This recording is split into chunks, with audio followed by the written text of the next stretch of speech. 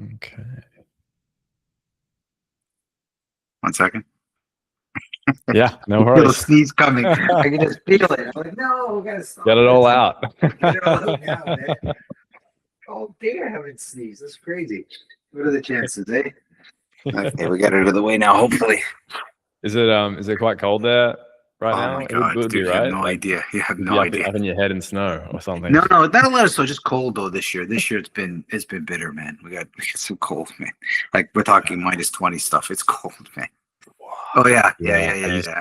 I used to work with some Canadians, and they would tell me some crazy stories about Toronto's temperature. I Toronto's didn't even actually know. really good. I gotta be honest. Toronto's not bad. It's the southernmost part. So we actually there's many places colder in the States than here, but it still gets that band. You know, every once in a while you get these really frigid cold weather. But yeah, this year it seemed last year was okay. This year, Yeah. wish us luck. That's all. It's just starting. I've already shoveled 3 times. It's some snow. It's like, Oh wow. a lot of snow, man. We still got 3 more months left. Damn, that's crazy. Yeah, I have actually been to Canada once before, to Vancouver for a little bit, and then Whistler for skiing. Nice. So Oh yeah. when you're in nice. Whistler, it's like snow's fine because that's what you're there for, right? It's a beautiful place, man. It's gorgeous. Yeah. It's a beautiful spot, and a lot of people travel. A lot of Aussies travel there. I know for sure.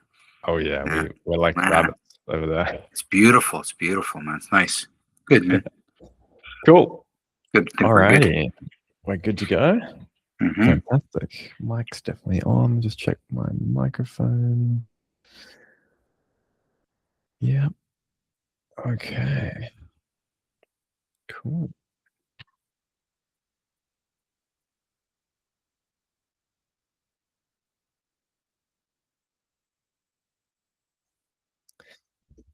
All right. Welcome back to another episode of The Wholesome Way, Season 2. Today, I have a very special guest from Canada, Emmanuel Manolakakis, who is the owner and head instructor of FightClub Systema in Toronto, with over 40 years of martial arts experience, including 30 years focused on the Systema framework, which we'll get into. He's also a passionate teacher and lifelong student who blends physical training with deep insight and wisdom, helping people build resilience, awareness, and self-mastery, both on and off the mat. Since founding FightClub in 2003, Emmanuel has dedicated his life to guiding others towards their highest potential through practical, life-affirming movement and personal growth. And to top it off, Emmanuel has also published his own book titled Eudaimonia, or Eudaimonia. Yeah, you got it. Butchering that a little bit. The Highest Human Good, which has been celebrated as a very simple, elegant, and straightforward book on the art of living one's best life as a good human, no matter the field, profession, or circumstances. Emmanuel, welcome. It's great to have you on. Wonderful being on, man. Wonderful.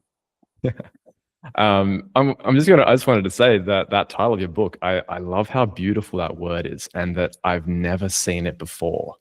Like, has that been like part of your? Yeah. So part of it, I'm Greek, right? So here I am, and it was.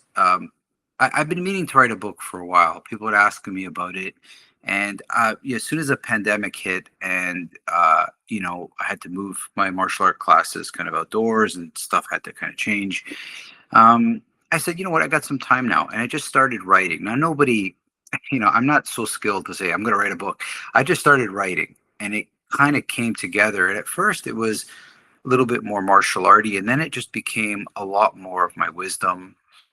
And I was like, I was reflecting, and I was looking around, and I stumbled across this word. I've never heard of it myself.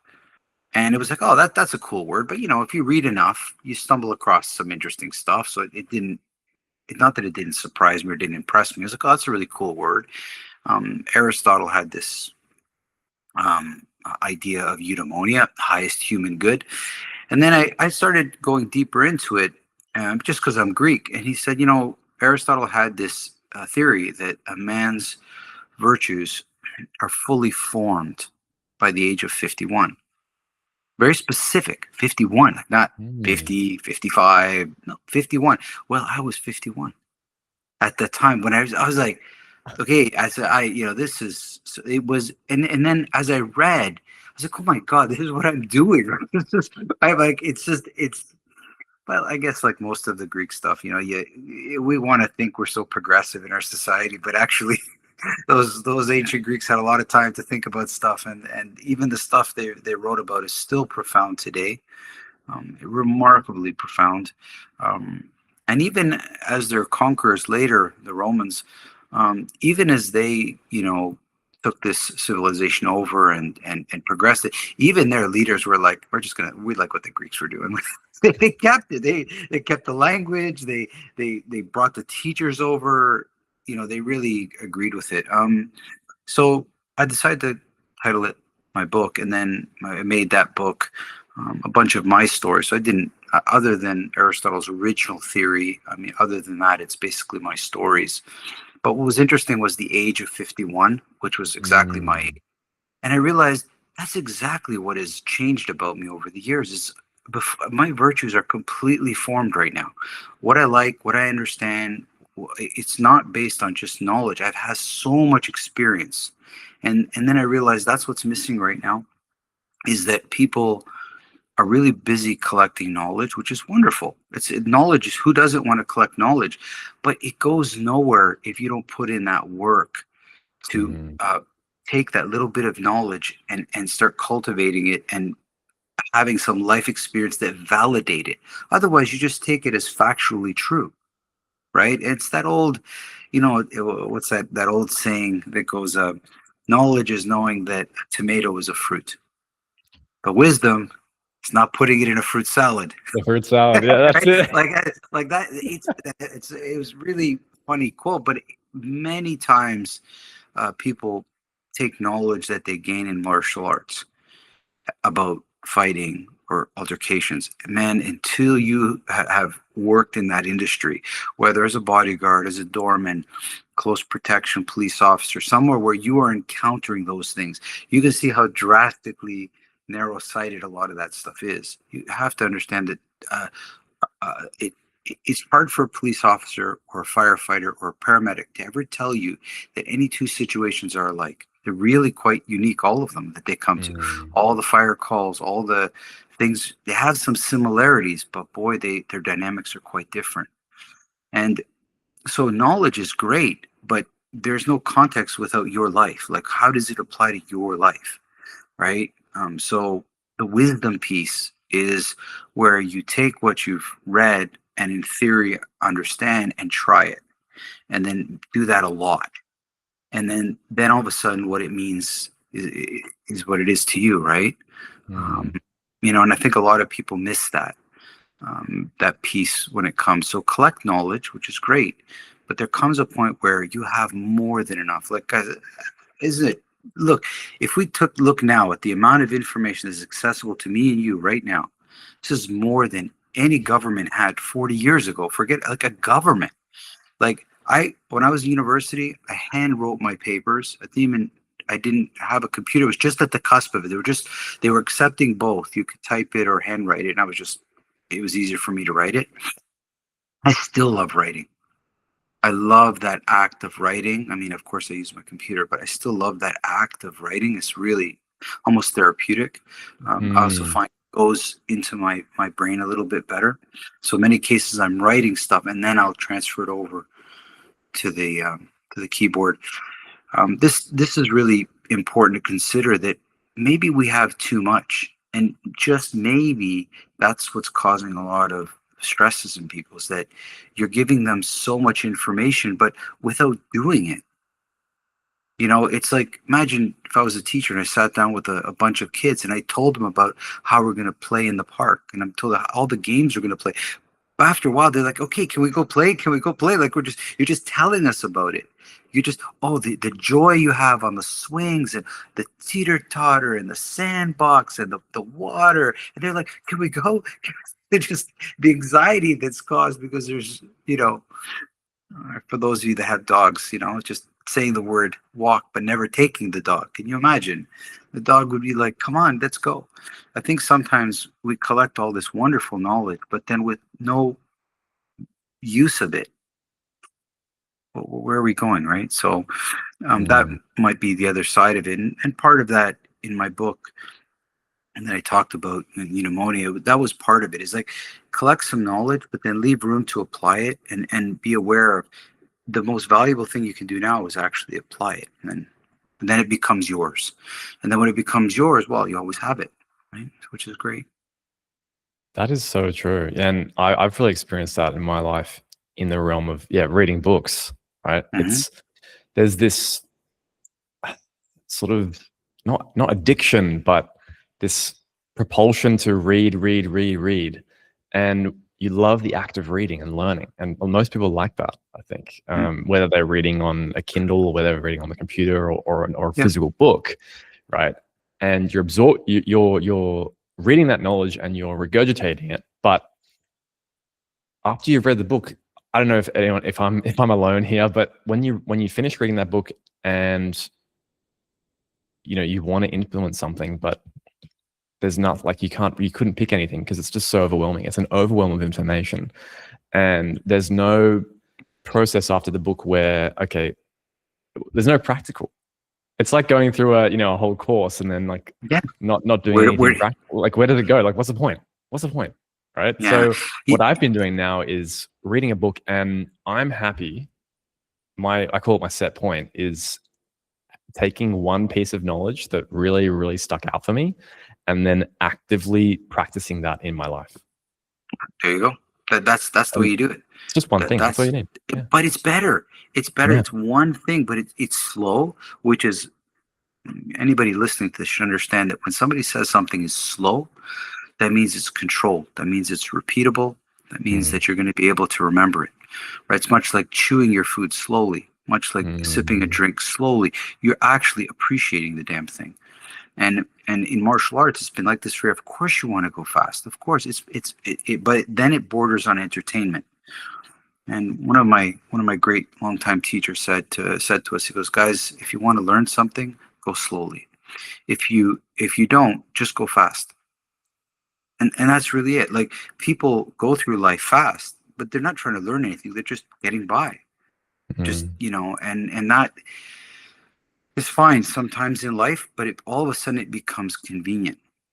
And then 5 years pass and you realize, what the hell have I done? And then it hits you. It kind of hits you all at once that it is one life.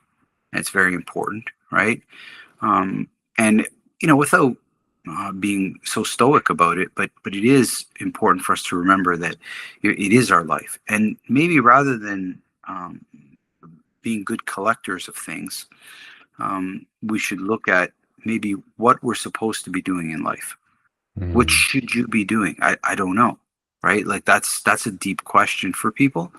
I mean, listen, there was many years where I was just a student training in martial arts, working a corporate job that was involved a busy call center where people yelled at me all day long because of problems that they had with their cell phones. This was back in the day, just to put it in some perspective.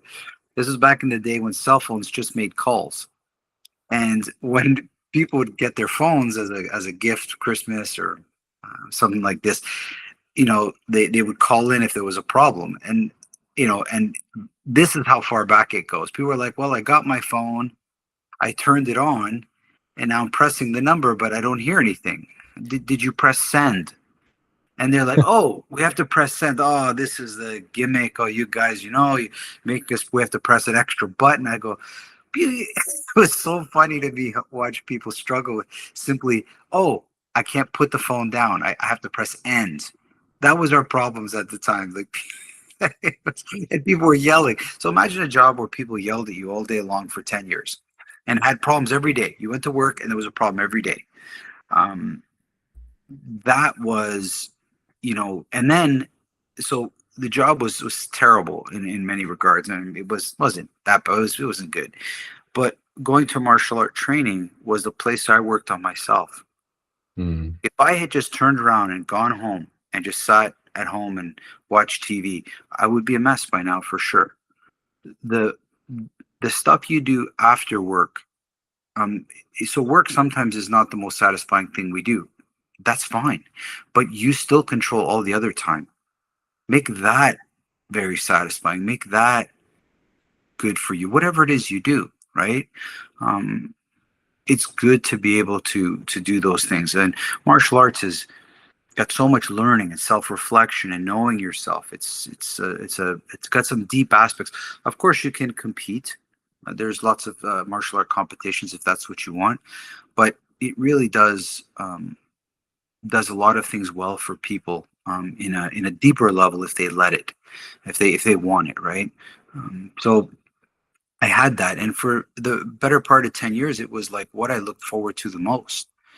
And then I eventually took what I loved as this hobby, and I started teaching martial art classes on my own in Toronto, just as a part-time thing. It was just something to keep my training going.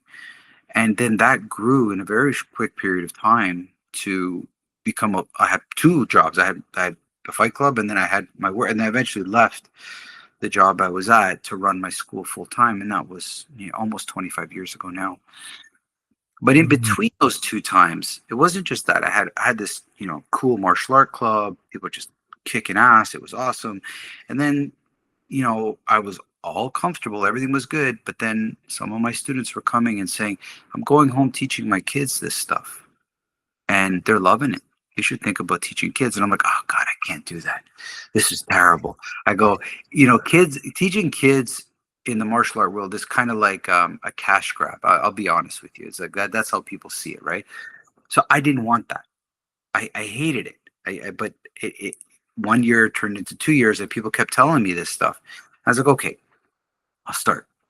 I'll start with a very small group of people because I've never taught kids. I didn't know, and it took me about 2 years to figure out how to teach kids. And because I had to do it on my terms, I couldn't do it for the money thing. You spend time in this world, and you realize if you do things for money, it can bide you a little bit of time, but it won't make you happy, and you'll resent what. So I had to figure out, I come to terms how I'm going to teach kids, and I did. It just hit me after a couple of years that I need to see the kids as adults. I need to look at a 10-year-old and say, okay, how do I want you to be by the time you're 21? Like what kind of a person do I want you to be? Responsible. I want you to be healthy. I want you to be kind and we're hardworking. What are all those? So so my job was to get you from here to 21. So this is what I want by 21. It's not going to come. It's going to be like this, but we're getting there. So I could Mm. envision that, and that really helped me understand how to teach kids. And then that program flourished. It blew up for years. It was incredible. It's still a very good program now, but it was like 30, 40 kids a class.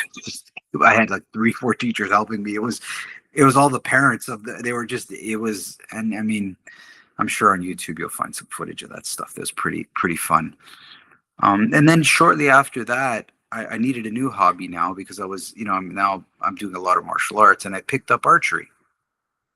And that was 15 years ago. And then I started doing that, and I started doing really well in archery. And then some people saw me and said, hey, can you teach me archery? And now I have an archery program. Oh, wow. So it's like these things kind of roll. Like I don't know, and then I figure it out to do it my way. I'm not watching other people. I gotta be the authenticity piece for those listeners that you have that want to talk about authenticity.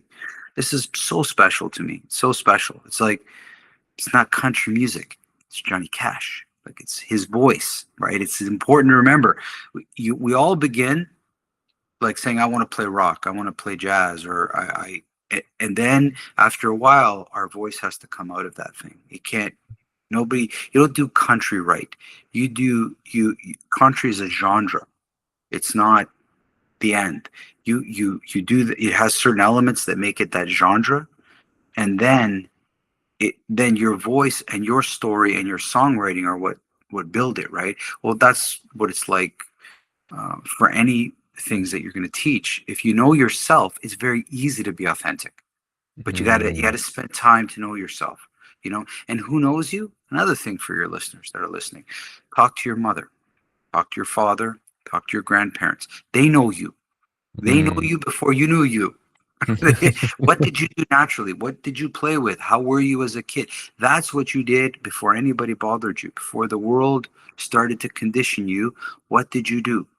You know, this is so important. You know, going against this is the worst thing you can do, because Mm. you're fighting against the nature. It's like if we were talking about dogs right now, we would say, how hard would it be to take a Labrador who loves water, to get the love of water out of that thing?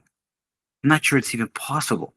Like certain dogs have traits that are, it's almost genetic in them. From, you can see it from Mm. when they're young. You know, it's fine, but why would you go against this? It's already put in there. Find something that will help, will go in that direction and makes that thing happy. It's the same with martial arts. I'm teaching martial arts, and I watch students very closely, and we should all be watching people closely and just look at Mm. what their tendencies are. And you want them to do the things that they like and the things that are natural for them. And then in that expression, it's also the things they should be doing. This is what should you be doing, right? And Mm.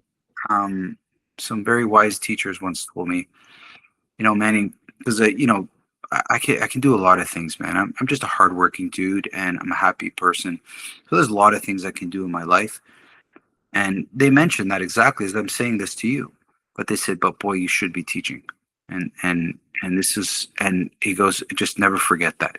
Because there'll come a time for all of us that we question. I'm sure great singers question whether they love this industry. You know, it's a hard industry, you know, Hollywood music. I've seen it. Um, Mm. and we all, but then there comes a deeper moment where you're like, but what should I be doing? And you realize it's that, right? So that's really important for you guys. If you want to be authentic, talk to your parents, talk to your grandparents, talk to people that have known you a long time, and just ask them what you were like, and try to get to that if you can, because you won't remember. You won't remember. You can remember what they did before 6, 7. You know, it's all a blur. Yeah. But So for me, yeah. But for me as a teacher, I'm on stage, and there's no hiding who I am. Like when I get angry, I'm angry, man. I don't hide this thing. I'm like, you know, that's what makes teaching kids so hard. With adults, like if I get angry, I can just throw them around. But with kids, you can do this. So this is what makes it so difficult. You know, like, you know, but kids do understand anger. They do understand that. They understand when I'm not happy. oh Um, yeah. you Yeah. know, and that's important. So these kind of things, as they relate to authentic self, um, this is where people are the happiest I've ever seen. When I come across a person that's happy, he's doing what he should be doing. And sometimes the things you should be doing might not necessarily be what you want, right? Like, but you still should be doing that, right? There's some people that just, they're really good at it, right? And um, so when you figure that out, then you have to make some decisions. And again, anybody listening to this, um, decisions are the most powerful things people can do. And when you make them, don't get good at collecting options, please, people. Like, I beg you, options. We have so many options in our society, but, and why I say this is because, you know, for as a martial artist, but I've worked in many industries, whether it's bodyguarding, security. There comes a point where you have no more time to collect an option. A decision has to be made, and sometimes it's wrong, and sometimes but you have to make a decision. There are some, you know, there's an old saying in golf, you know, I'm not a big golfer, but if if the putt never makes it to the hole, it never had a chance. It was never going if it doesn't get there. So a decision is a powerful thing. It's a committed action, um, and with the best information at the time. If you lollygag, collect options, you're wasting time. You're actually not going to get a better a result. This is interesting, and a book I can recommend you guys if you haven't read. It's called Blink.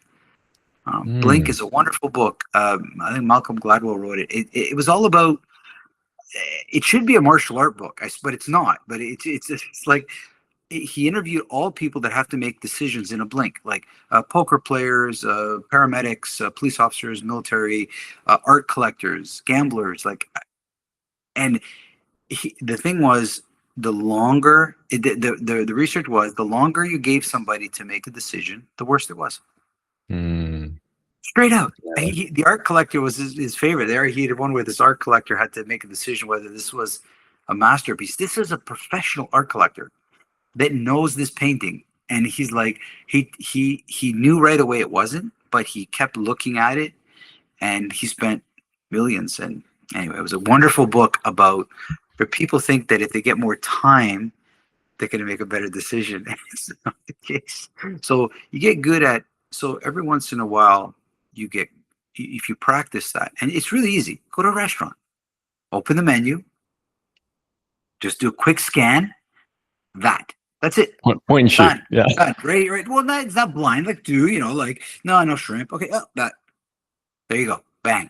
And just without, and my wife often looks at it going, it takes her much longer. I'm quick. And she's like, how do you know? I say, I don't. I just pick something. And I can tell you, I have had some of the most memorable meals I've ever had doing that. I've had some bad ones too, but the ones that I would have never picked, I know, if I didn't do it this way. That's one small way. That's one small way of doing it, where you just get good at making decisions. And all of a sudden you realize how much energy is wasted in our lives thinking and weighing options. God, it's exhausting. It's so exhausting. It is. It takes. Yeah, it takes a lot. It takes a lot of energy. And even for me, especially as an entrepreneur, there's a million different ways something can go. There's a million ways you can chart your ship. You still got to make a decision. You can't just this or that or this or that. Oh, it's like I remember recently I added an app for the Fight Club. So the Fight Club has an app now. You can download it. And nobody else has done this, but I said, this is the way of the future, guys. I don't want people on I see what's going on in social media with Instagram, and it's just becoming so corny and sexualized. It's crazy. Like I don't want to go down that road. So if I want my students to not go there, because websites, I don't know, don't you find websites like old? Like it seems like websites have been around for like ever, and I'm like, they're the same. I mean, who goes to a website to read the site? What's the information? Like, so an app is so much cleaner and simpler. So I just dove in, and yeah, it was expensive, but guess what? It's the future. We need to embrace this. I'm not even. I think my prediction in a couple of years, I honestly don't think people are going to have a website. I just think people are just going to have app. Yeah. No, it's true. Yeah, because it's become a lot easier to make apps now. You can outsource it. Easier. And people love it. It's not. It's respect of your time. It's going to read all this stuff. And most people with websites, it's all for SEO. It's all search engine optimization. It's not really for the end user. It's not. It's like, how did we get to this point? We were supposed to be about telling people what you did and what you were about, but now it's all SEO and a lot of text and algorithms. Crazy. So this kind of thing filters. For me.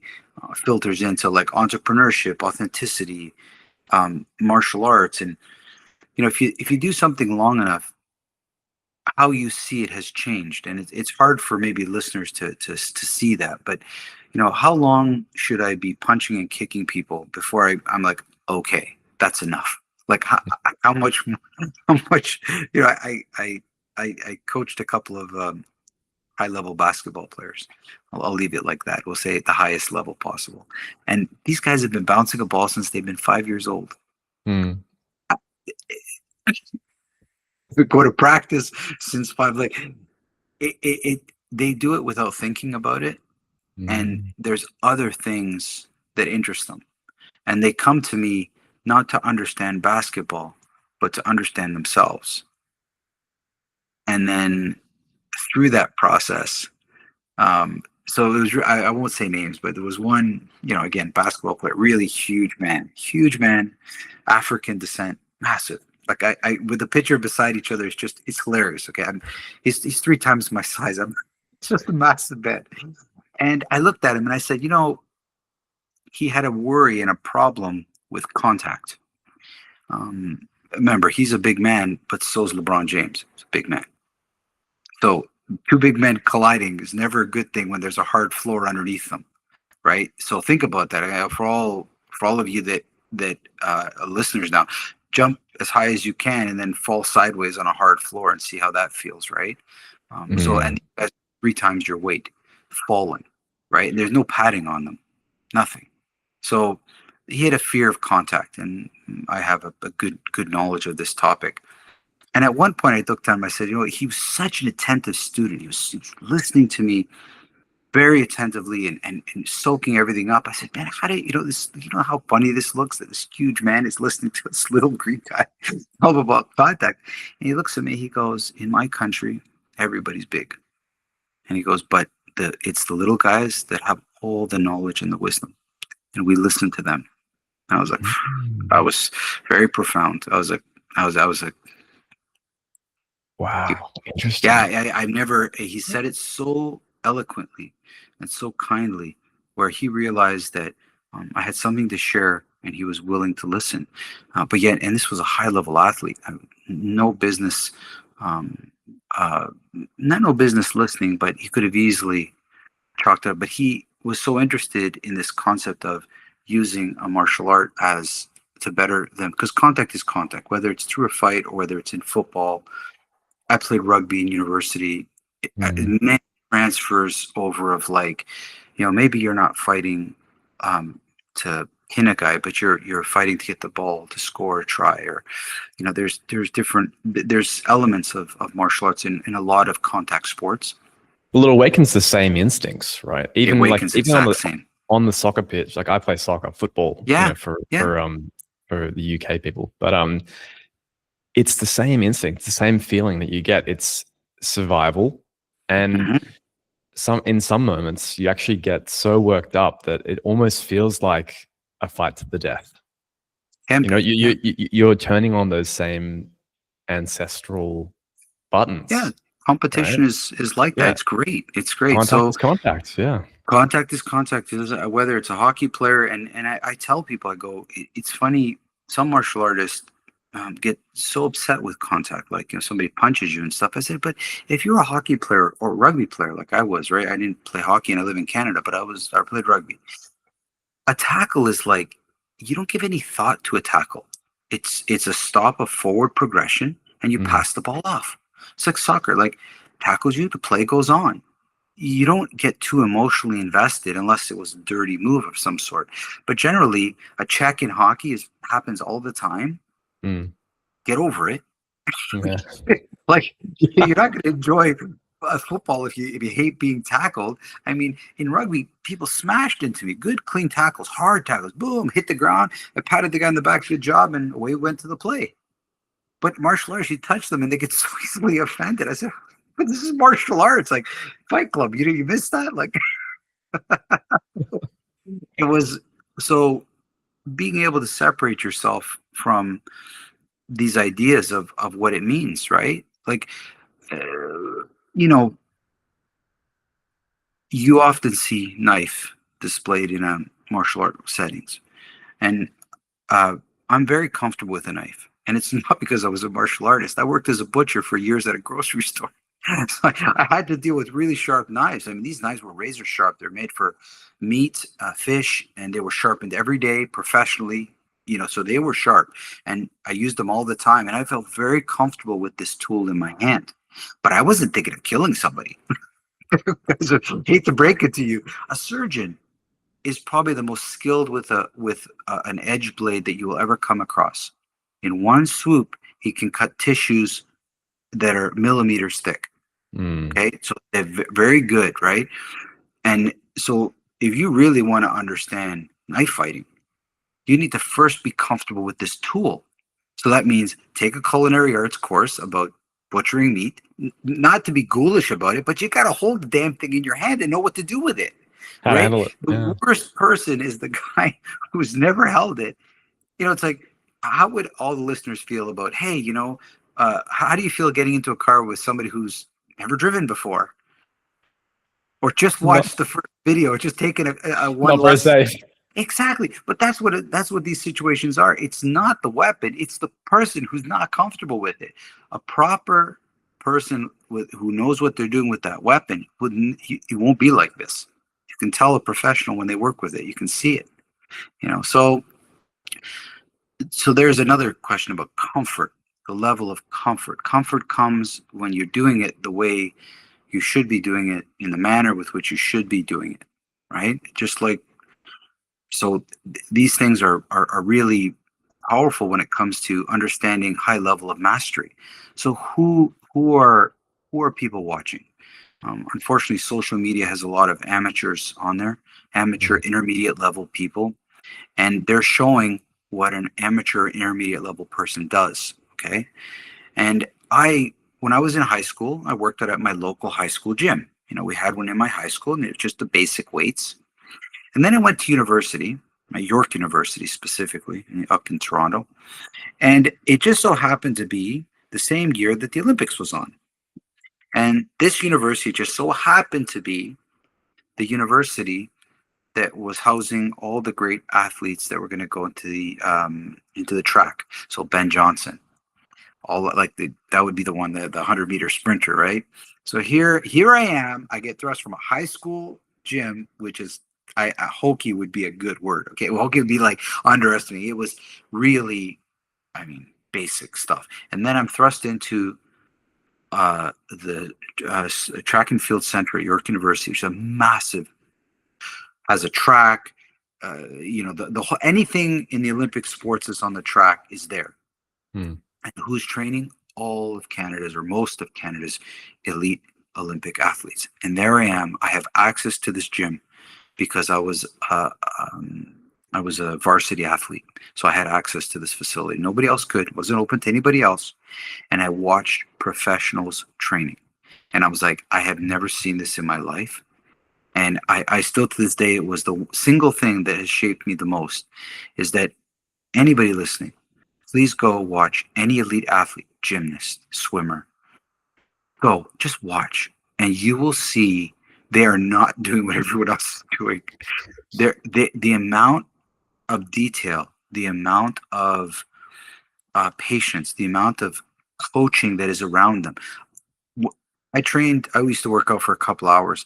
Ben Johnson was there training, and I remember his coaches, it was about 4 coaches around him, were working with him on his first 5 steps out of the blocks for those 2 hours. Think about that. His first 5 flipping steps. It was he was so explosive out of the block. He was the type of sprinter. It was all within the first 60 meters, and then he coasted at the end. He was so ridiculously fast. And anybody that, you had to be an idiot not to see this, because it was fast to see live. Like, it was, and he would be doing his weights like within touching distance of me. And the detail, the calmness, and the amount of focus on technique was nothing I've ever seen at a public gym. And what you realize is what you're watching is amateurs and intermediate level athletes show not only their skill, but their attitude. The attitude is the most important. When you look at the attitude of a champion, it's so personal. He's working on himself. He's in his own zone. He's like, this is the work I got to do. His purpose is clear. His mission is clear. Like, it's such a special sight to see and realize, I want that.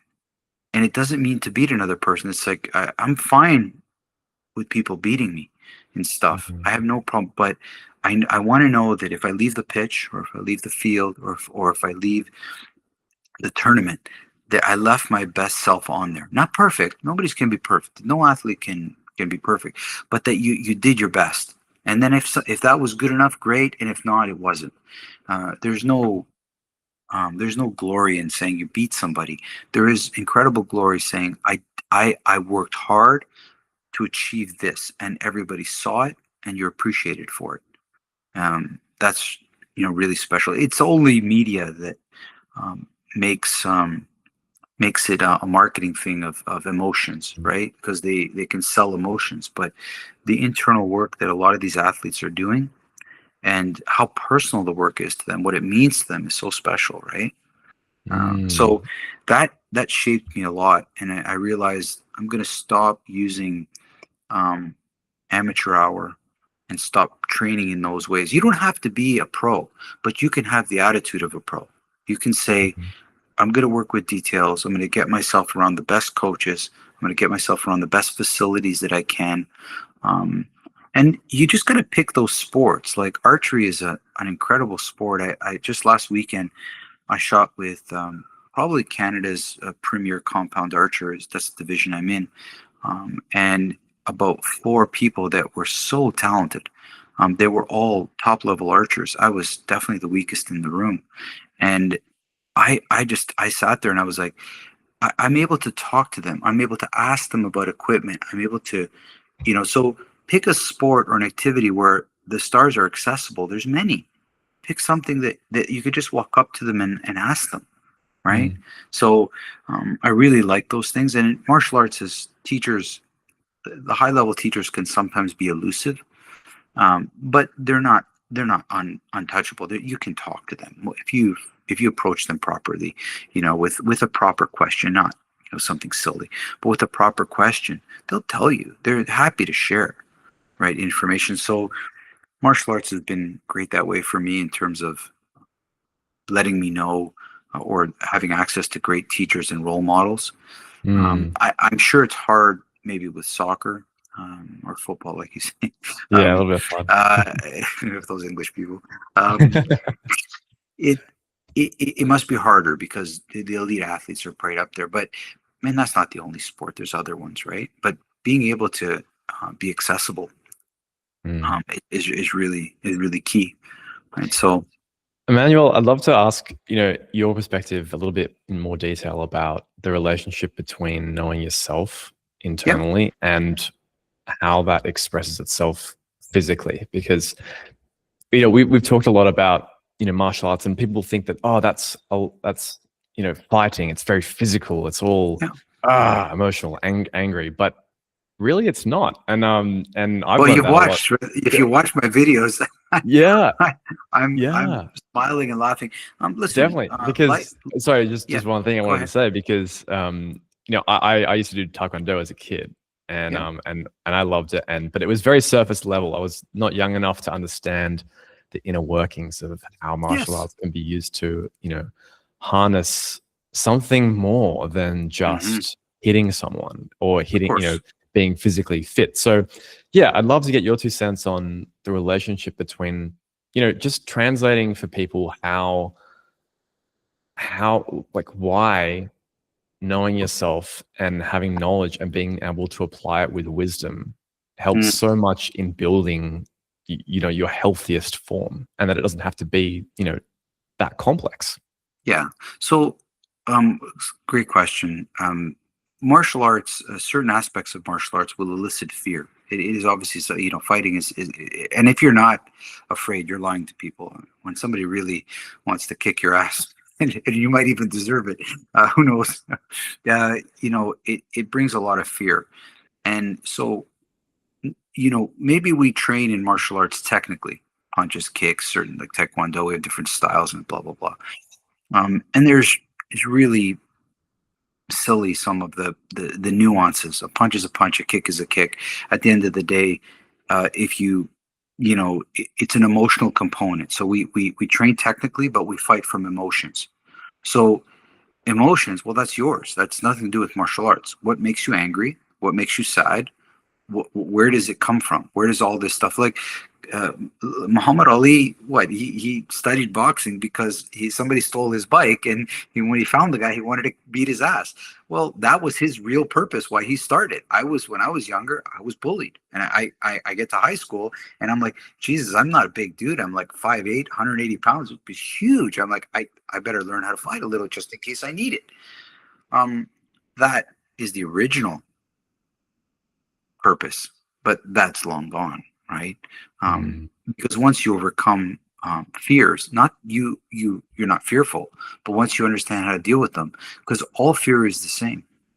There's a wonderful podcast, what's it called? The Glucose Goddess. I think they called it anyway. So it talks a lot about, everybody listens. She's great. I just found her a little while ago. Sugar, like The body doesn't understand the difference, right? Fear is fear, guys. Whether it's fear of failure or fear of getting your ass kicked, it's fear.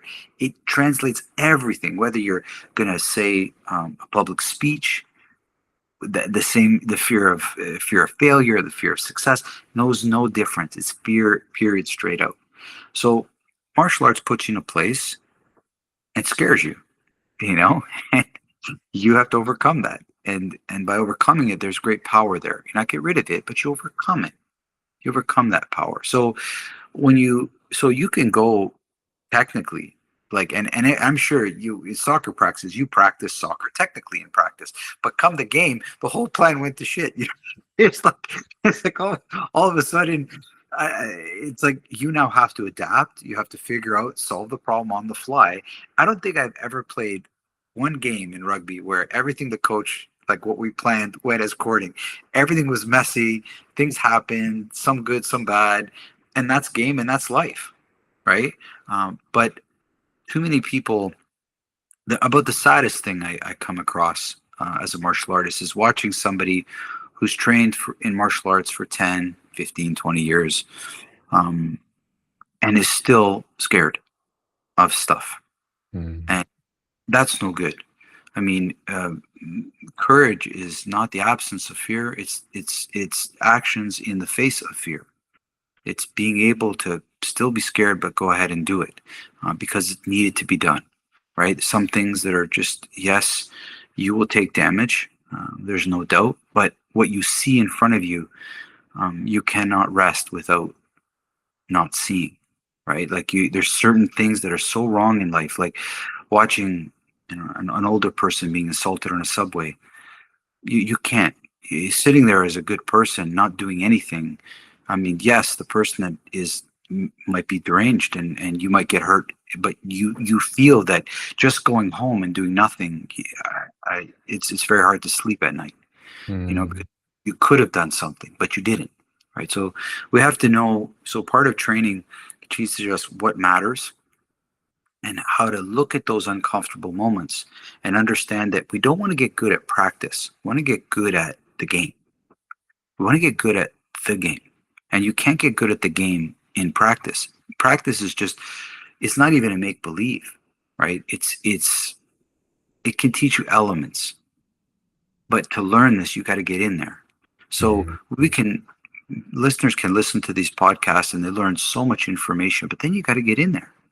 And why don't you get in there? Fear of failure, fear of getting hurt, worries. Maybe I don't want to become the bad guy. Well, study how to become a good guy. Like that's my most wonderful moment in martial arts is watching two people meet, a bad person and a good person. You clearly see it. One's not wearing white, one's not wearing black. It's not that. Clearly you can see. But will the good person make the bad person good? Or will the bad person turn the good person bad? That's the skill of a martial artist. So you need to do enough to maybe change that person's mind. And I get a lot of people coming to the club, all in different states. Some angry, some a mess, some all kinds of people. But my goal is the same, to try to bring them to a better way for themselves. And that's where your skill lies. It's not the skill of beating people up. Beating people up is a low level skill. That's not a high level skill. That's doing, becoming a doctor is not a high level skill. Becoming a lawyer is not a high level skill. What have you done with this is what I want to know. Have you cured cancer? What have you done with this gift? Have you solved the civil liberty? Have you righted an injustice? Have you bettered people's lives? Like that's more important to me than the martial art you study or how to kick somebody's ass. This is, and for me, it dawned on me about, it must be maybe 15 years ago. I had stepped in a situation where a friend of mine got into some trouble at a bar, and I was working at, and the fight just escalated. There were just many people fighting, and I'm not a big guy. I get it, but they kept sending people after me, and people kept dropping. And at one point, I was surrounded. Nobody could come to me. Nobody could. I wasn't hit at all. It's hard to believe. I had a white linen shirt on that was covered in blood. There was none of it my own. And at one point, to my right, there was a young lad. He was maybe 20 years old. He was young, and he has his hands up like this, and he was here, but he was so scared. He was terrified. He was absolutely terrified because he saw what happened when people got close to me. So he was just on the outskirts. He wanted to look like he was fighting. And then I'm watching some situation happen here. All of a sudden, I felt, and I felt a punch right off my side of my chin. I look over at the kid. And he's terrified. He's like, "How did I hit you? Nobody could hit you. How did you not?" So he looked at astonishment that he hit me. And at that moment, I wasn't angry whatsoever. I looked at him and I said, "Fuck, I guess I had to get hit. It's a big fight. How could I walk away from this without one punch?" Gotta take one. Not even one. And so, and then sure enough, the police came. And there's just people everywhere. People are angry. I'm covered in blood. I'm just like, oh fuck, here we go. And I don't want to deal with the police now. And I'm like, here I go. And I'm trying to think what I'm going to tell my mother. And then, I sit down on the curb. The police are coming. They're interviewing everybody. The lady cop comes up to me and says, "Are you cut at all? You're covered in blood." I said, "Not me. It's not mine. It's all theirs." And she just looked at me like in astonishment. Walked away. They did some more interviews with people. Everybody's freaking out and pointing at me and and the cops are completely disheveled. They just you. There's nobody else. With just one guy over here. So at some point, I'm already figuring out, what lawyer am I going to call? I gotta get out of this mess. And sure enough, the cop comes over and says, "You can go home." I'm not going home, dude. Yeah, what's going on? He goes, "Man, I don't know." He goes, I can't figure this out, but you're too calm to be guilty." But he said to me, he goes, "Guilty people jump around and he goes, only people like this are ones that knew what they were doing for a right reason." That's exactly what he said to me. And I'm like, well, that's interesting. Didn't see that coming. And then he says to me, I said, "I really don't want to go because I'm worried they're going to see my car and I'm going to have problems there." I said, "We'll give you an escort home. Not a problem." They gave me an escort home. It was the whole thing, the two things that stuck on me. None of the punches, none of the kicks, none of the knockouts, and none of that is registered in my head whatsoever. The fact that somebody hit me square in the face hard, and it rolled my head, and I looked, and I was not mad. I've come a long way. I'm glad I wasn't mad. I could appreciate the courage that it took to do that, right? And realize that there's not right or wrong. Just he did something, and then that a police officer could say something like, "You're too calm to be guilty," and that's exactly right. All of this was not my doing. It was an escalation from somebody else that I was trying to help, and the people that were fighting me were upset because they couldn't hurt me. And they just kept sending more people, and it just got uglier. I just didn't want any of the trouble. And for those listeners, that's not the end of the story. A week later, I go to my martial art. I go to my school where I'm training, and the front door opens 10 minutes after the class started, and 5 guys come in. They're all banged up, and my instructor was there. And I look, and I'm like, "Why do these guys look familiar?" It's those guys from the fight. They found out where I trained, and I ran towards them, and they were like, "No!" They all stop. Man, what you did to us was incredible. We all wanted to come see where you trained and this art that you studied. It was the coolest thing I'd ever seen. And my instructor's like, he wasn't amused at all of it. It's just, this is like a story from Karate Kid, except that these guys, weren't at Cobra Kai, Yeah. It was just really an interesting story. So, wow. I don't those things about how the internal calmness could make you appreciate in the middle of something as scary as a fight, that you could appreciate moments. That's how you know you come to a good way. And I try to share this with my students in the club, and I try to share this with any athlete, anybody that wants to master something. Um, a musician is trying to communicate a song or story that is inside them through lyrics and through a song of some sort, a poem of some sort, right? Martial artists is doing the same thing. You're telling a story through your actions about who you are. When I see a fighter that is nasty, like, vicious, and first thing that comes to me is, how will you do this with your wife? How will you do this with your kids? So anger is anger. You're gonna get angry at your wife. If you're just a nasty fighter, well, you'll be nasty with her. You'll be nasty with your kids tomorrow. Like, this is no good. You have to learn how to be tough, but not nasty. You have to learn how to, do the right things. Say sorry when you say sorry. Understand those things. We all make mistakes. Nobody's perfect, and you can't do that. You cannot do that if you are too emotionally involved. Okay, so emotions, for people listening, try to imagine a straight line. Okay, so if happy is here, and then below the line is sad, okay, or angry, you pick whichever the wave is, right? If that line is the middle, where you're not happy, you're not sad, you're not angry, you're right in the middle, that's like neutral. You cannot, if you stop emotions, you're dead. That's just flat line. Beep, you're just dead. So we live our life. We get happy, we get angry, we get sad, so there's this nice roll. And it's easy because you can always come back to it. You can always come back to the middle line. But the moment you go extreme, let's say you get very happy. What happens is you actually forget what you're doing. You lose. That's why people love comedy so much, because they forget about their life. If you loved your life, you wouldn't go to see a comedy as much as you think. And the same with anger. Everybody training in martial arts has to learn how to get angry enough. So instead of 10 out of 10 anger, find 2 out of 10 anger, or 3 out of 10 anger. It's easy to come back to 0. So it's like you create this, I can be sad, and you have plenty of time to practice.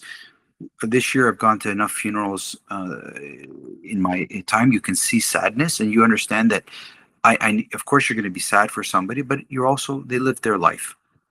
And in many cases, a long life, they're not all tragedies, right? And anger too. There are many things that we get so angry about are really silly, like IKEA furniture. Like, they can't put, see, I'm one of them, by the way. IKEA furniture is that's my benchmark. That's my benchmark, man.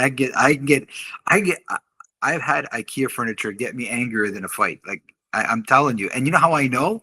Because I'm wearing a Whoop. Like, it monitors my heart rate, and I'm like, holy Jesus! Look at my heart rate's like zone 4 for a coffee table. The guy that's stepping on my neck didn't register. I'm like, really?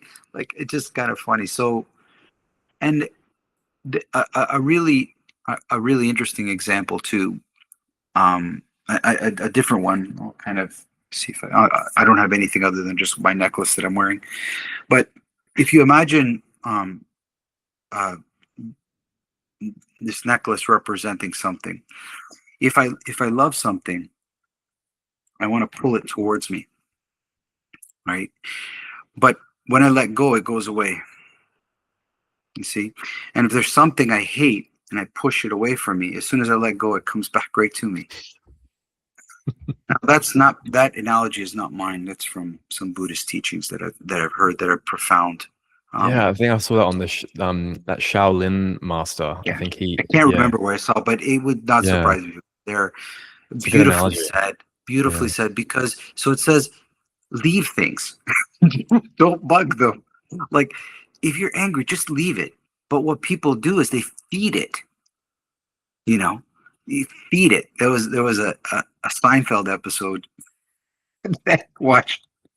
George Costanza's parents were upset because they visited somewhere and they didn't give them cake after dinner, and the father has this propensity of getting himself all worked up over stuff. It just reminded me of simple stuff. some people I know, and it's like, most people get angry because they're offended.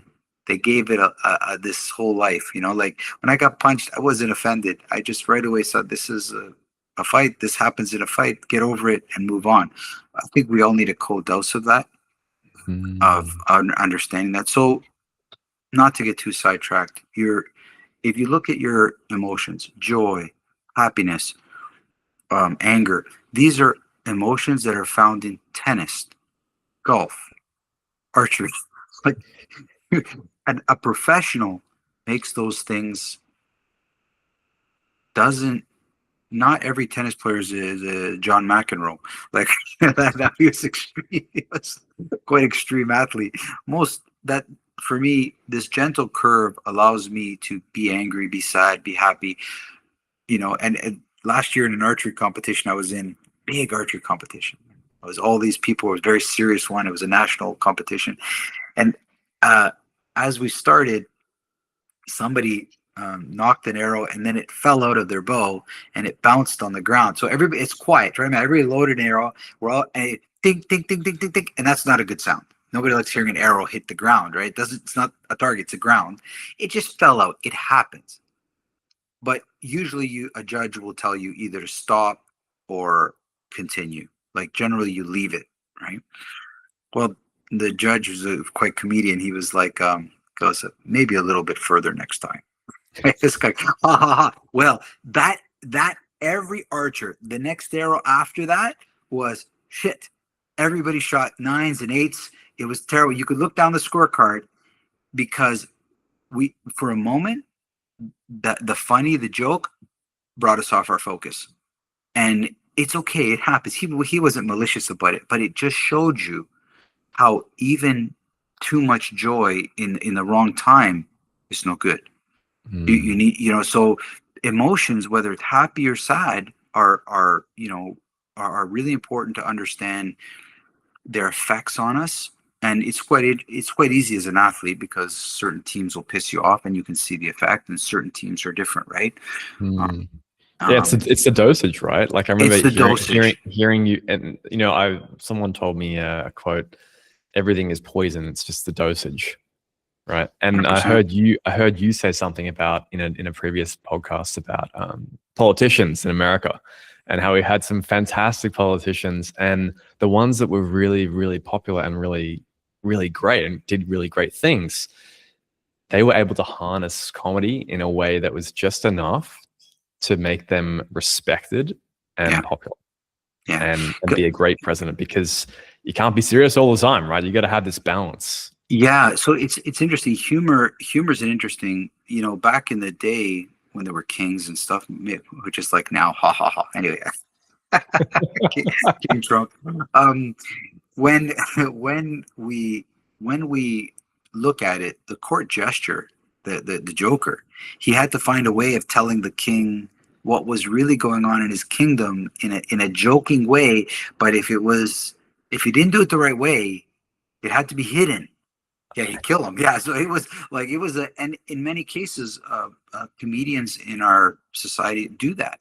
They tell jokes that maybe people can't say, and it's not for us to get mad at the comedian. It's for us to have a second look and say maybe there's an ounce of truth to that, because if we don't, then we lose our freedom to speak. And then that's a loaded question, freedom these days, not as a theory, as a fact, right? So this idea of like there are brilliant people out there doing some amazing stuff, and humor in the right dosages in a very stressful situation can be used to calm a situation down. And good captains of sports teams know when the team is just a little too serious, they're not comfortable, make light of it, right? They use humor, and even in a fight, believe it or not, right dose of humor, it can calm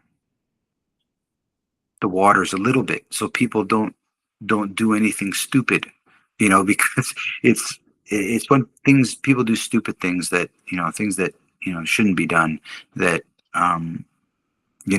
I still remember one rugby game where it was quite tense, and one of our players had a had a long night out drinking, and he was quite hungover, and he didn't want to partake in the tension and the aggression that was about to happen, but he had to take a piss. So in the middle of the whole relay, he turned around and dropped his pants and took a piss in the middle of the field because he didn't have time to go to the. So at one point, both teams looked over and said, "Okay, that's not where we're supposed to. Don't get tackled over there, okay? Everybody got to pile on." And then everybody just forgot about what they were fighting about. Yeah. And there's a good moment in Saving Private Ryan where the guys that were looking for the Private Ryan, they got quite tense and they were arguing and they were almost ready to revolt, pointing guns at each other. And throughout the movie, there was this wager as to what job the captain did in his private life. I remember this. And he kept asking, what's it at? What's the wager at? And then finally he said, I'm a teacher. And it was like, and we're like, wow, the teacher. And it just broke their mindset for a moment. So that, and then they went on with their mission. Like sometimes we need that. So humor used not as a coping mechanism for people that are trying to hide trauma, but proper use of humor to break moments is good. People that use humor all the time, for listeners, please watch those people closely. They're usually quite heavy, and the Robert Williams stuff, right? It's tough, it's tough, and unfortunately, some of the best comedians we had were troubled, right? So you don't. They often just, are. Yeah. Just be in touch with them, just be in touch with them and find out stuff. So humor is a wonderful one. And believe it or not, I know your listeners might think it's weird, but aggression is also wonderful, done in the right way, like expressed in the right way. It's amazing.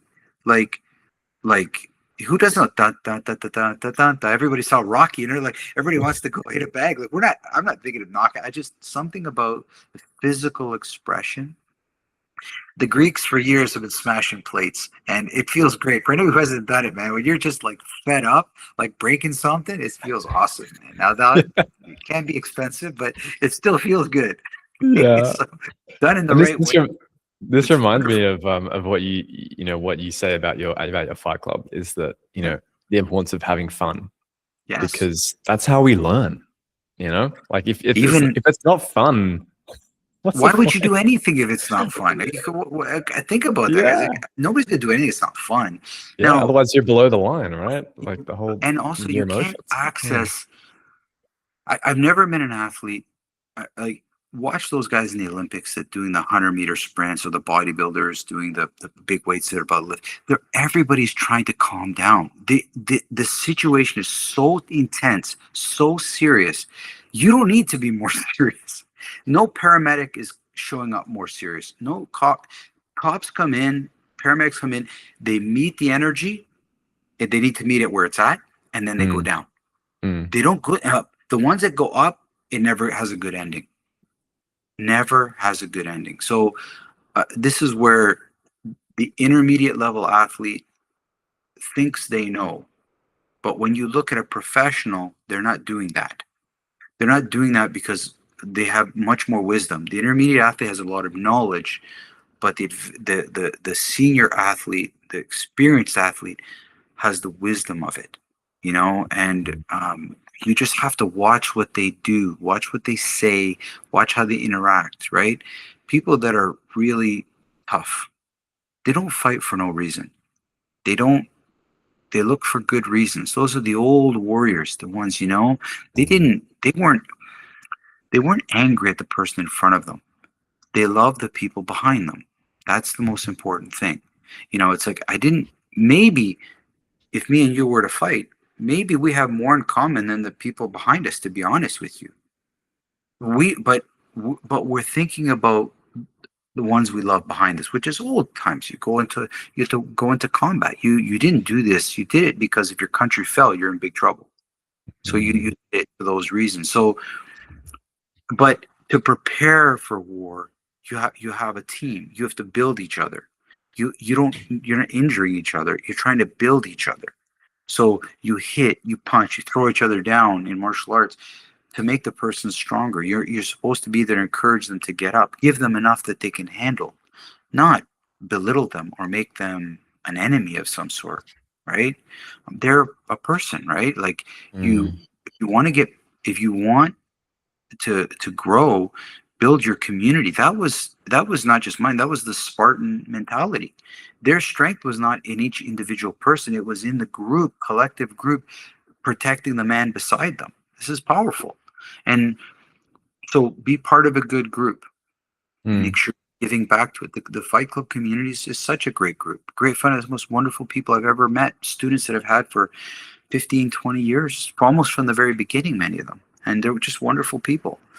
And we build each other, we punch each other, we choke each other, we kick each other. And at the same time, we're laughing through the whole thing, which is really what rugby was. Like I wasn't, I mean, yeah, it got a little chaotic, but generally people were trying to build. And one of the things I loved, especially about rugby here in Canada, was after the games, we always got together with the other team for a drink. We Mm. always, after the game, whether it was at somebody's house or whether we didn't, we got to know each other. It was a small community back in the 80s. It was a very small community, and we got to know each other. And Yeah. and you realize, we're all trying to build this wonderful sport. It was still quite new, right? So it was beautiful. And martial arts, it represents less than 1% of the health and wellness industry. It's very small. There's no Wow. I time did not to, know there's no that. time. Oh, just think of it. How many people do yoga? How many people do like just go to a gym? Like it's martial arts is very small. Part of it's Mm. because of the dedication and it's such a different mindset, right? You're not going to learn martial arts quickly. It takes time. Some of Mm. the best time you can spend, to be honest with you, but it's not for everybody for sure. But I will say that people do need to know how to protect themselves, Oh not to yeah. scare people. It's just important. Like the biggest reason is just your family. Like just the biggest Mm. reason is your kids. Like be able to do something in case. And I'm not saying worry about it. Till then, work on yourself. But then you also have this side benefit of like, if I need, I understand what to do. Not to kick people's ass. That's irrelevant. When you have kids, you need how to get them to safety. You need to know how to move them. You need to understand as a protector, as a bodyguard, as someone that is responsible, you need to understand how to extricate people, not how to fight. Fighting is long. It's too involved. Mm. The only way it happens in the bodyguard world is you have specific jobs. The first are the people that get the client away. But you're one person. You don't have time to get hooked up with some guy that wants to fight. You got to take care of your family, get them to safety. Yeah. It's the way of So the peaceful warrior, right? peaceful The warrior, way, yeah. well, the peaceful spiritual warrior. That's what I was going to Spiritual say. warrior, yeah. Yeah. And Yeah. the spirit, and you see some references to that in my work, where I talk to have a spirit. I can't stress this enough. It's it, it might seem a little heebie-jeebie to people these days to talk about spirituality, but for a warrior or anybody close to death, anybody close to this real level, it is very spiritual. Um, Very few atheists in the trenches, as they say. Mm. You're going to pray to something, whether you like it or not, when you're in that dire. And for me, I'm not spewing out lore from some church or some Bible. When I've been in my darkest moments that said this could be the last, um, it was there for me. And those are the things. It's like if you were a good friend of mine and we were friends and everything is fine. But then in a couple of fights that I got into, you stood beside me, and we went at it. The type of friend you would be different than others. I would never, I would forever be grateful. Right? Mm. It's not so. Making that connection to spirituality is like when it's there for you in your darkest hours, you'll never forsake it because it was there, right? It's like it didn't. You could be the worst person, but if you were there for me, I will forever, And I have some memories of people like this, and they're not perfect people, but they were there at that moment for me, and that's special because there were a lot of people that weren't that should have been, Mm. but then weren't, and I Yeah. think that's one of the great ironies of life. And people listening to this podcast is, um, life is never like it never makes sense. That's why if you're this logical person, just understand there's so much of life that I have no idea how it makes any sense. You know, Yeah, your logic uh, won't always be able to take it hold of actually and might be understand, opposite. right? Yeah, It might be opposite, to be honest yeah. with you. And that's why with my kids that they're in their, they're midway and towards the end of their university years. They'll always try ask me for advice, and I always preface it with what I'm telling you might be completely wrong because your world is changing so fast. We're coming at it at a time when the world is literally lost its mind. Literally, I think every single I this year I taught in 3 different countries: um, States, Portugal, Greece, and I everybody's saying the exact same thing. It's remarkable. No matter where I was, everybody said the same thing. I'm not trying to say it's right or wrong, but we between the shenanigans that are happening in the political realm, and then you have this incredible. We're coming out of a pandemic that was, so changing for our society, for Groundbreaking. workplaces around the world. Like, didn't matter if you where you work, you stayed at home. You like everybody, it changed everybody's lives. I'm trying to think of one event that changed everybody's life in one moment, like that I've ever encountered. Right? I mean, yes, you had tragedies, an explosion, a bombing, a terrorist act, but we're talking the world. Stay home. It's really remarkable. It Um, really is. Yeah. it really, and then now you're having this pivotal moment where all this um, computer information is cumulating in what you got in AI, and I know nobody's ready for this. Like I have seen it. Nobody's ready for this thing. It's gonna. So you have this meeting of like perfect storms from all level. It's like an earthquake, a tsunami, and a tidal wave.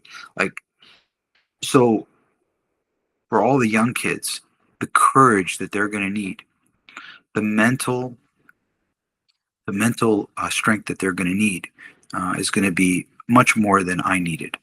So they're going Mm. to, so internal work, spirituality, mental clarity Mm. of the mind is going to be front and foremost in their world going forward. So Wow. that, Can I yeah, ask you? yeah, So we've been talking a lot about, wisdom and the yeah, difference between wisdom and knowledge, and you're so right. Like you are so spot on. I think like, everyone can attest to this, and that the internet has just flooded us with this knowledge without any what wisdom, is, and what thinking is, that and thinking that we know everything, and yep, we're all good. We're good to go. Um, I love to make things really visual and concrete and practical for my listeners. yeah, And I'd love to ask you if you could put a number, a ratio on mental slash, emotional, spiritual versus like the physical side. Like what is the ratio? Like great. 90-10, like 80-20? Because Yeah, what great. I'm, what the people, yeah, sorry, the people that I'm really uh, feeling for is people who are going to the gym. They really believe that they need some more physical activity Great. in Yeah. in their life, which is great. Martial arts, Yeah. soccer. We talked about rugby, archery, all that stuff. And you'll see people, in the gym, like being really technical. And you mentioned technicality on, okay, that muscle is, Hmm. it's a bit out of proportion from this one. What is the ratio in your experience Well, between physical and the mental, emotional, spiritual? so it depends on metrics in some ways, right? Like it was good enough for me when I first started martial arts to just take a person down. And then I started to slowly expect more for myself. And it's just like a parent that slowly you expect more for your kids. Make your bed, make your dinner, to help your sister. Like, you start to raise your expectations. The internal work is where your identity lies. It is who you are.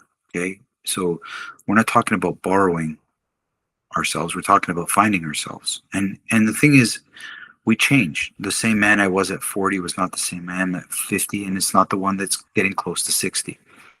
Um, Things matter differently to me now. I want to see people happier. I don't care about all the other stuff. My question is not about car you drive or how big are you, or I'm 5'8", 180 pounds, and I work out all the time, and I have as much fun as I possibly can when I work out, and I also want to learn as much as I can while I'm working out. Um, I want things to be, um, I want to be aware of them inside. I want to understand that I don't want to wonder. So a good place to start is you have these two extremes for your listeners. On one side, you have Arnold Schwarzenegger, who's this incredible physical specimen. On the other side, you have like the Dalai Lama, like both wonderful people. Is now look at their body styles. Not an insult to Dalai Lama, but incredibly deep, but you can't see it, right? Like you can't see it. But isn't that like the inside of your house?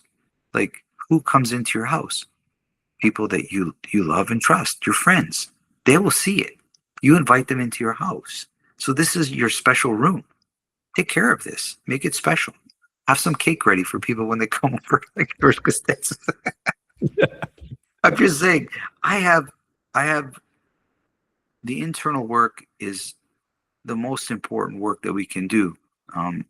But I understand we can't show it off like the apps. I get it. I understand that. I'll kind of leave it maybe for your listeners to see my perspective. When I was first starting martial arts, it was basically where I grew up in Toronto. There was only three places. It was like a karate school, a kung fu school, and then there was this boxing school that was further. That was it. There was no other. There's three schools in all of Toronto at that time in the 80s.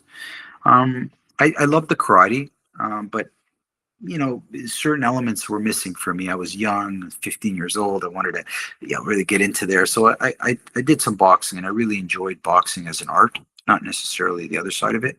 And of course, I watched the rise of Muhammad Ali. Not Muhammad Ali, Mike Tyson. But I would also watch old footage of Muhammad Ali. And as I matured as a boxer that way, I didn't do it too long, by the way, but I always loved the sport. I remember watching the movie When We Were Kings, and a great movie by Muhammad. It was a documentary about Muhammad Ali's fight in Zaire. If anybody hasn't watched it, what a wonderful movie. It's not. It's really a documentary. It's Muhammad Ali at the end of his career, still good, but he was fighting for the championship in Africa against George Foreman. And what struck me Rumble so in the much, Jungle, right? Rumble the Jungle, yeah. And the footage was spectacular. It wasn't just boxing footage. It was of the times. I mean, there was BB King there, Don King was there, jazz singers. It was a show. It was this big production Don King put on in Africa. Well, try to imagine it. A big George Foreman, guys. For anybody who hasn't known, George Foreman in his day was Arnold Schwarzenegger. He was a massive man. I'm talking like by any standard, by today's standard, he could have competed in a bodybuilding company. He was huge. He was strong. He was well skilled. He knocked out everybody he fought in twice the time Muhammad Ali did. So basically, this fight in Zaire was basically a suicide mission for Muhammad Ali. But as the story goes, and as the movie goes on, he ended up beating George Foreman in the 6th or 7th round. I can't remember. But where you saw his mastery was in how the whole world thought he was going to lose. And at one point in the conference, the interview before the fight, he stood up in the press conference and he goes, "Let me ask all you reporters, how many of you have picked George to win the fight?" And he goes, and then he stops. He goes, "Be honest, be men." And everybody put up their hand. And he goes, "I'm going to show you how good I am. I'm going to show you how great I am." That was it. That's what he said. And he goes on, how many people could have done that? And then after this big man just beat on you for 6 rounds, I'm talking, that was where the rope-a-dope came. Big man just beating him into the body. And then when he had his moment, bop, bop, bop, bop, bop. And here he is, he knocked out George, but George is still standing. He's out, but he's still standing. And you saw his right hand was cocked, and he just watched this big man slowly fall. And it was so poetic to me that you have even though you have every right to keep punching, he was not down. Back in that day, you could have kept going. The ref did not stop it.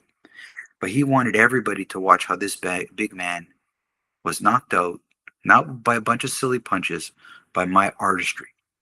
And it was, so that spoke to me about not only his physical prowess as a boxer, but that his internal, he didn't do too much.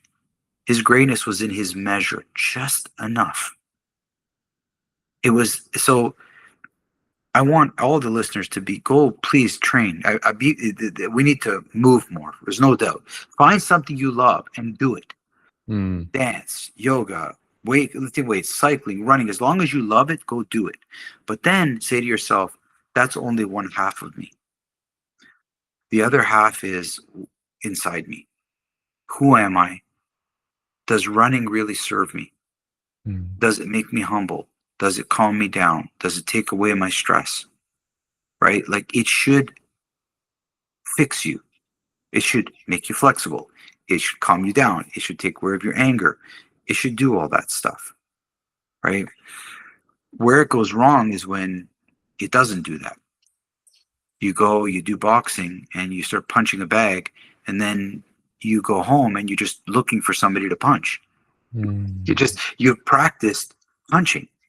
Right. Recently, I had this conversation with a person who said, yeah, I've been going to the gym, highly stressful job, CEO, a big company, intense, does a lot of cycling, running. And he said to me, that's what calms me down. I said, so tell me what you do. And he showed me, I have all my metrics. And he showed me all of his stats and, 3-hour bike ride, a heart rate of 180 beats per minute, 190 beats per minute. It was crazy hill work and this and that. I said, so, and then what do you do for a living? He shows me this for a living. So basically, your nervous system is jacked all day long because you're working this big corporate company where you have lots of responsibility and you're always on. Like, you got to be on. You're the CEO, you're on. And then you go and you hop on a bike where you take that jacked up nervous system and you bring it to the point where it cannot sustain itself. It has to collapse because it can't hold up anymore. So what you call relaxation is a collapse of your nervous system. And then that's how you sleep. You collapse yourself to sleep. You fatigue yourself to sleep. You don't go to sleep. You fatigue yourself to sleep. And he was like, well, I never saw it that way. I said, so here's an experiment. I said, if you really trust me, here's a moment. I said, I want you to go on your bike, go for a run. And I want you never to let your heart rate go past 125 beats per minute, which will seem like a crawl for you. But I want you to do it for the same amount of time if you like, but don't let your heart rate get up high. I want you to use the bike as a way of coming down. Train your nervous system, grab your nervous system. It's like the old story about the horse and the rider. I need to control the horse, otherwise it's going to go wild.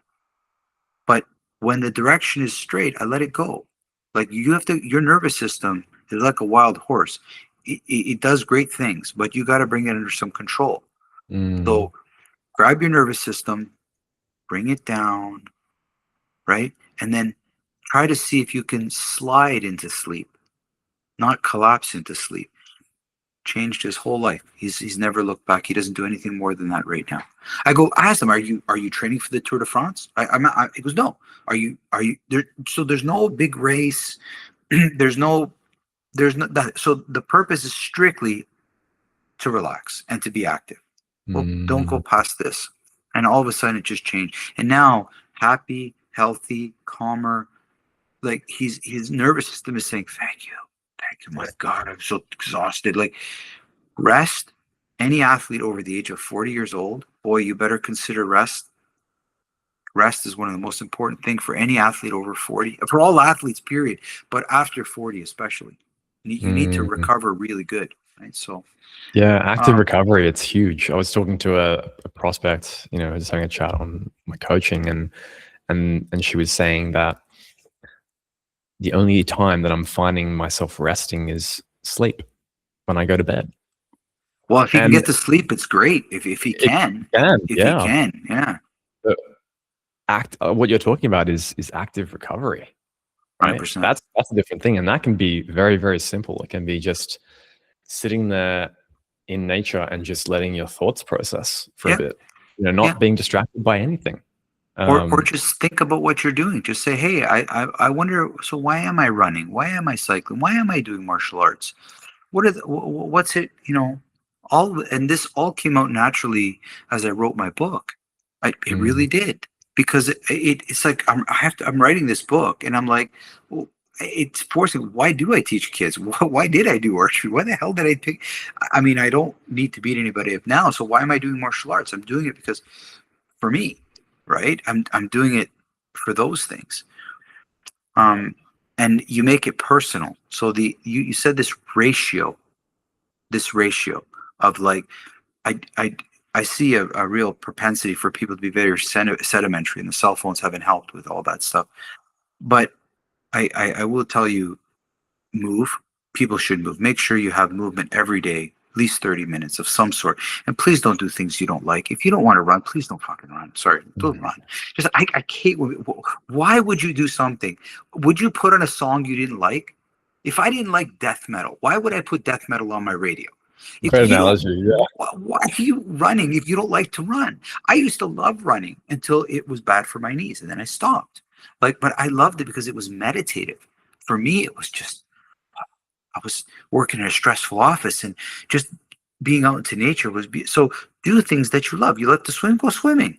You love to cycle, go cycle. You like martial arts, do more. You like dance, you like yoga, do the things you like. And then in equal portion, if you can, stop for a second and just slow it down. Now there's a phrase in Greek when they see people that are hurrying, and they see people that are in a rush, are saying, why are you hurrying?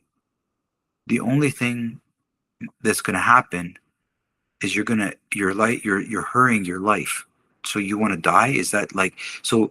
Mm, Why would you do this? If you're just saying, oh, death is over there and you're running, I would say, why are you running?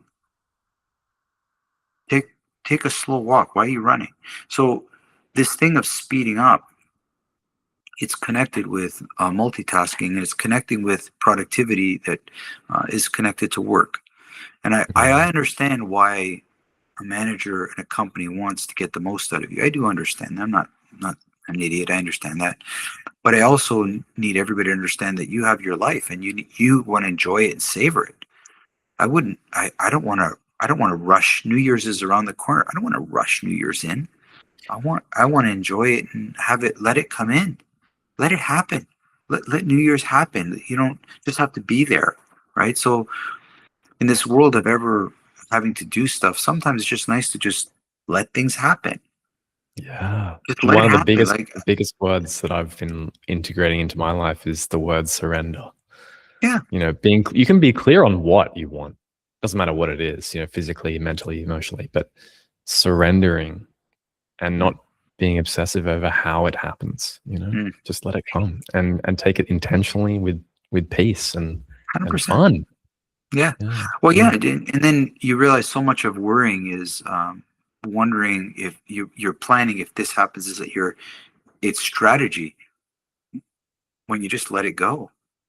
It's like I'm sure some listeners have friends that there's some friends that are natural organizers. They just organize everything. They're good at it, and it's so wonderful being around those people. It's like they just take care of everything. It's like you just show up, and they've got the music sorted out, the food sorted out, where we're gonna go. It feels wonderful. It's like I don't have to do it, and that's what feels wonderful. Yeah. That's why a lot of parents, a lot of families go to like all inclusive resorts, because there's so much food. The kid, whatever you want, go. Like I don't have to worry about what you want. You there it is. You can have whatever you like, and it's one less thing that the parent has to take care of. There's the swimming if you want to swim. There's the ice cream. There's the beach. There's the toys. There are your friends, and it's just there you go. And parents spend so much time planning and organizing kids stuff, but we do it for ourselves as well. So there's this freedom to just letting stuff happen, and then when it happens, we'll deal with it. Mm. But I'm not going to have fun. You remember, I don't know if how old you are, but I was around when there was Y2K, when the year turned over to 2000, and all businesses were freaking out because they didn't know what was going to happen. And I was working at a busy call center at that time, and it was, I can't tell you the millions of dollars that was spent on that event. And guess what happened? Nothing. Super. It just it's like, you know how many people I know for 5 years made hundreds of thousands of dollars as consultants for this thing. Wow. It I was think there awesome. was something though that did go wrong with the I computers, didn't. right? The Nothing. systems Nothing. weren't manipulated properly to Nothing at my company, and it was a big company. nothing in your Not a company. Yeah. not a thing happened, and we're a pretty big company. We managed to get out. I mean, I'm sure there was something, but I was still fascinated by how much money, Yeah. time went into a worry about something that never happened. So letting Right. things happen is the most energy saving thing you can do. Yeah, you never know, what opportunities will come when you let things You happen. never know, Yeah, for that's great. sure. Sure. So for you, your original question was, what percentage? I would start at like a 50-50, and it's not a lot because you don't have to do it all at once. Like if you go train for an hour at the gym, let's say, you can try to just slow down and maybe write about training, or maybe watch a video about some of the things, like maybe watch a video about some of the high level people that are doing that activity, or just breathe, or just sit and look at nature. Just, and it can be in little spurts of 20 minutes here, 20 minutes there, but it feels so nice just to do nothing, and that internal work, that quiet time, is where you give a chance for your to hear what's going on inside, right? So doing nothing is something, it's very important, something, to be honest with you, because it allows you a chance to if you're doing something stupid, you'll feel it. You'll be like, yeah, it was stupid. For a moment, you're like, Yeah. hey, what the hell were Yeah. we thinking? I have no Yeah. idea. So when I watch people that are overly busy, I always get this idea, this feeling that they don't want to stop, because when they stop, they'll realize who they are. People that know Mm, who they are have no problem slowing down. They have no that's- problem, because they're not trying to hide something. It's mm, just, it's like truth. It's very simple, and it's not even. It's really funny. Uh, Funny how it comes out, right? It's just straight, and it's not even right or wrong. It's just like, yeah, that's how it is. And judges, they'll tell you, it's like, there's a calmness to truth, yeah. and we should be, all of us should be looking for the truth, and the truth is never easy, about why we work out, why we exercise, what our connection is to money, why somebody means something to us, relationships that we're in. What are we avoiding? That's what you see when you quiet down. And I know it's not easy, so take it little spurts. Maybe you're not as good a person as you thought. Maybe this thing is a show, right? Which a lot of people live this life, right? Instagram has shown us that. It's amazing to see the life people are trying to portray themselves to lead, right? Mm, Life's not so beautiful. It's tough, and seeing the ugly side of it is not bad. It's just the truth, right? This is we're not trying to hide the truth. We need to see it for what it is, and wisdom and truth are. I think these are two things that we should always be seeking and be ready for them. Not excuse ready, but ready to say, okay, this is who we are, and let's move forward, right? This is mm, it's always amazed me to watch these shows. There was one, the undercover boss. You ever seen that show where, they, and it is always amazing to watch a head of a company really understand either how bad his company is, and maybe didn't realize it wasn't their original intention, right? And also the hidden stories within each company that are go unseen, right? So I believe every student that comes to me that wants to learn, whether it's martial arts or mastery or something about themselves, or even archery, um, is coming to understand something about themselves. And you have to be there with them, not to judge them. That's not a judging thing, but it's to, you know, uh, have truth in where you are and what you're at and how, and maybe you're not happy. It's okay. And then, you know, I don't know if you practice journaling, but that's a good place to start as well. The way I practice journaling is unedited, and it's so if I hate my kids, I write I hate my kids. Like I don't edit myself. This is just what's on my mind, and then I throw it away. But it's the first steps to truth is saying things that you couldn't say publicly, and understanding why did you feel this way, and you realize that it's sometimes based on a stereotype, or sometimes you want to, how many parents out there listening actually want to be good parents, or do you just want to look like you're being a good parent? Don't know. Two different But from things. what I see out there is parents just want to look like they're doing good. Everything is, they're so worried about how something looks, right? They're really worried about it, right? Mm. And you can see it. I get it. I'm not. But this is a fact. Kids are not easy to raise, and they're also not the same. One of them is so different. So to figure out that all of them need the same thing or are going to go through some similar path is really ridiculous. Some kids you just need a lot of patience with. Some kids you gotta kick their ass a little bit and get them moving because they're other kids need to be calmed down and other kids need to be excited. Some Mm. kids just need some really good, somebody believes in them, and other kids not so much.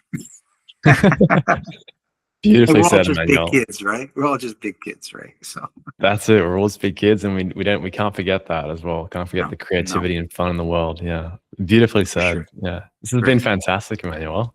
I really I enjoy feel so speaking honored to you too. to hear your wisdom and to share this with everyone and the listeners. And it's been fantastic. Great, man. And if you still have some time, I'd love to ask you some bonus wrap up questions, which I always Sure. like to ask my Yeah, I do. guests I do. before we Yeah, wrap it up. Yeah, sure. great.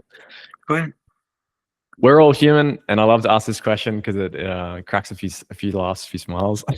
What's your number one guilty pleasure? Oh, I have a sweet tooth, man. I try. Like I'm not gonna lie, man. I've controlled it watching the Glucose Goddess, but I still have, but I still have a propensity. So because my mother's a good baker, so she's incredible sweets, and so I put the if it's fresh and it's made by somebody at home, like not necessarily store bought, I'm gonna go have it. That's it. I'm not gonna feel bad about it either. Good homemade apple pie or some of the Greek sweets. Oh God, they're so good. Like it's hard to stop. I don't know who could.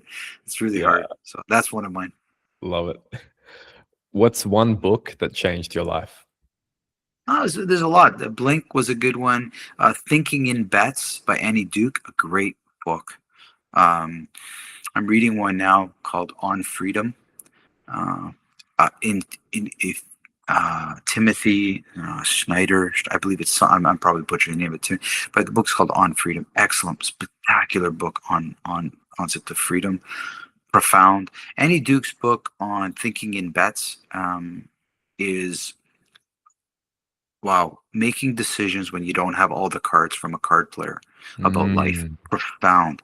As we do not, everybody here has to make decisions without all the cards.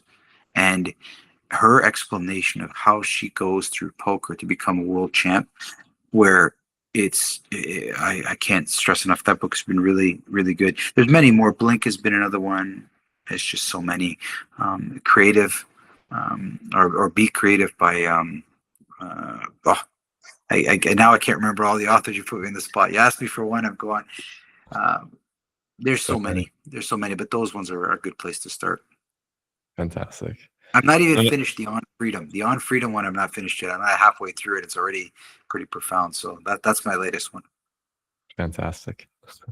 And I know we've talked a lot about life lessons, but if you could put it to one, what's the biggest life lesson that you've learned to date that's helped you become who you The are?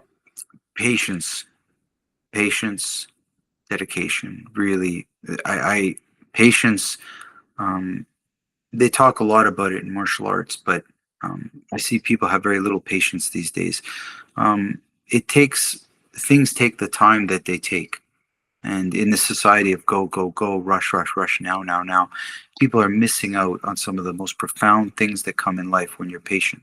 right? So just be more patient, right, with people and yourself too. Like, and yourself. Like, we don't learn the same way, guys. When I first started martial arts, I couldn't do a front roll. Front roll, I could do it, but it was like a block. Tuk, tuk, tuk. It wasn't smooth. And then I watched kids come in one day, they're doing a perfect roll. I'm like, it took me 6 months. I don't know why. It was probably because I was so muscular and it just never came smooth to me. Um, it takes whatever time it takes, and that's the what people have lack of patience because they feel that they're no good at something. It takes whatever time it takes for you to get it, and that's all that matters. But martial artists, some learn it very quick, others takes time.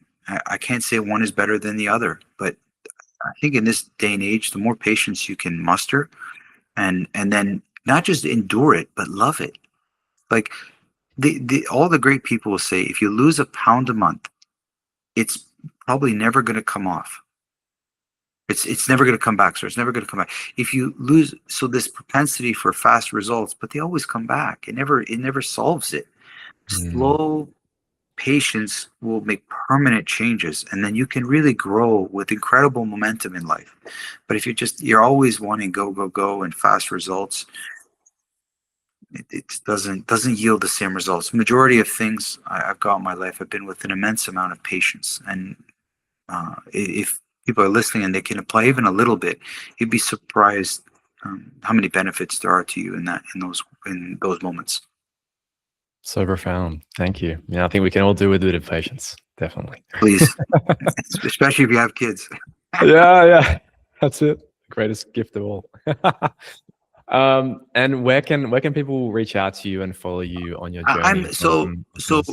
I've got my website, fight-club.ca plus mastersmethod.ca.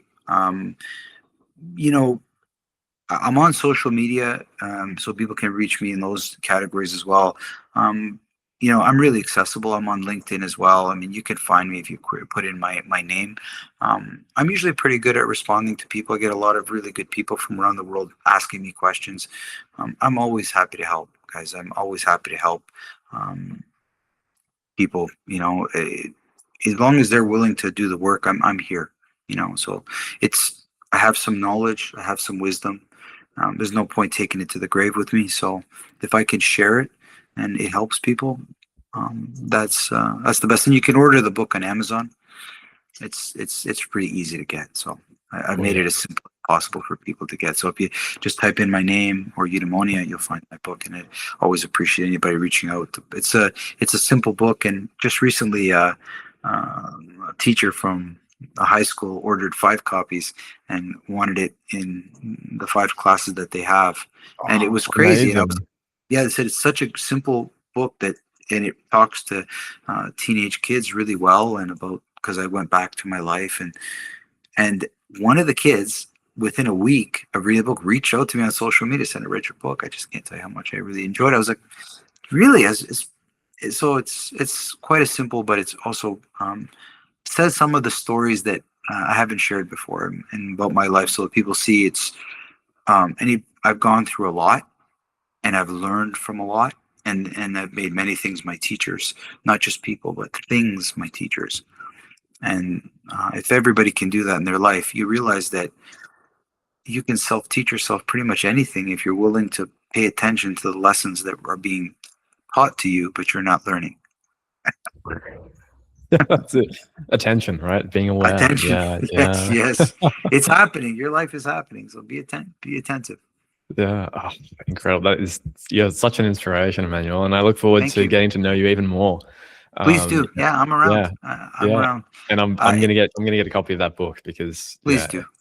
And one other thing, if I've recently installed an app for the Fight Club, and it's where I put some of my most profound stuff, because I think social media is unfortunately changing a lot, and this is a place where people can go. There's no notification. There's no if you really want to find out what I'm up to and what I'm doing, whether it's my teachings, it's there.